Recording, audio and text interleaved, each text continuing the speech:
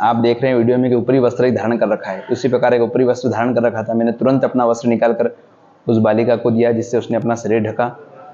फिर मैंने अपना वाहन रोक करके वहीं स्पॉट पर खड़े होकर के तुरंत ही उस बालिका से पूछा कि तुम्हारी दुर्दशा किसने की है। उसकी आंखें पूरी स्वेलिंग से भरी हुई थी, पाँव में पूरी ब्लीडिंग हो रही थी, आंखें उसकी बिल्कुल भरा रही थी, बार बार वह अपने शरीर से लड़खड़ा रही थी।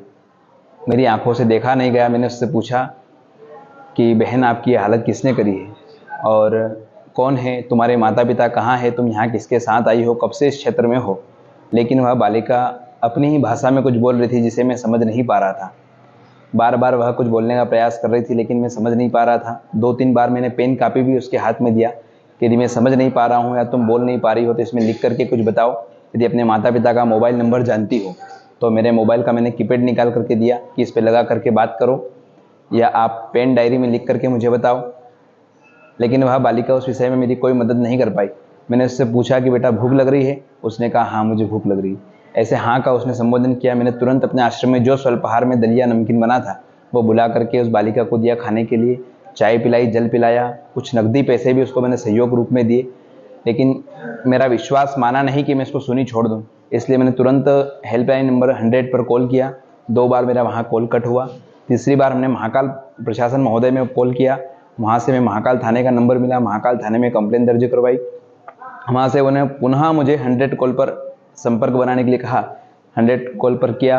वहाँ से पुलिस की गाड़ी करीब 20 मिनट की में मेरे पास पहुँची। उस बालिका को मैंने पुलिस प्रशासन के हवाले सुपुर्द किया ताकि आज वह बालिका सुरक्षित है। जी। देखिए, उसकी स्थिति देख करके क्या लगा था, जो है कि सभी को पता है कि वह बालिका पूर्णतः अत्याचारों के, दुष्टों के अत्याचारों में वह पूर्णतः से घिरी हुई थी। लगता है कि भगवान की कृपा से उसका शरीर बचा है, कहीं ना कहीं उसका कोई पुण्य आड़े आया, क्योंकि दुष्टों ने तो लगता है कि उसको मारने की भी साजिश रची होगी। जिस प्रकार से उसका चेहरा देखा जा रहा था कि बालिका कहीं से बहुत दूर से भाग करके हमारे पास पहुंची है, तो उस विषय को हम लोग बता नहीं सकते अपनी आंखों, अपने मुंह से कि उस बालिका के साथ में उन लोगों ने क्या अत्याचार किया था। बाकी इस विषय में चिकित्सा ने पूरा, जो है कि हॉस्पिटल ने पूरा इस विषय के ऊपर पूरा ध्यान देते हुए सभी को बताया है कि उस बालिका के साथ किस प्रकार से जो है उसके साथ अत्याचार किया गया था। ऐसे दुष्टों को सजा मिलना चाहिए। धर्म की नगरी है, पावन नगरी है भगवान महाकाल की, यहाँ और पूरे देश में इस धराधाम पर यह भगवान कृष्ण की नगरी है। यहाँ किसी प्रकार का भी जो है कि ऐसा गलत कार्य करने वालों के लिए हमेशा मृत्युदंड ही तय होना चाहिए, क्योंकि आज पुलिस प्रशासन का भय लगता है लोगों में नहीं है। उसी के कारण तो आए दिन हम ऐसे केसेस देख रहे हैं।